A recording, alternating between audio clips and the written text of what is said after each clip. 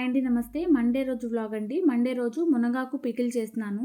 6 months వరకు store చేసుకోవచ్చు. మునగాకుని తడి లేకుండా ఫ్యాన్ కింద ఆరబెట్టి పెట్టుకోవాలి. టమాటోస్‌ని కూడా ఆవాలు, మెంతులు ఫ్రై చేసుకున్నాను. మిక్సీ పట్టుకోవాలి.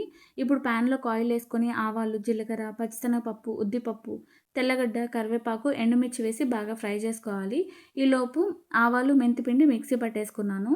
తాలింపు కూడా పూర్తిగా చల్లారాలి. టమాటోస్ కట్ చేసి పెట్టుకున్నాను. ఇప్పుడు ప్యాన్‌లోకి కొంచెం ఆయిల్ ఏసుకొని 5 కప్పుల టమాటోసు, 1 కప్పు చింతపండు, హాఫ్ కప్పు ఉప్పు, కొద్దిగా పసుపు వేసి ఉడికించి పెట్టేశాను.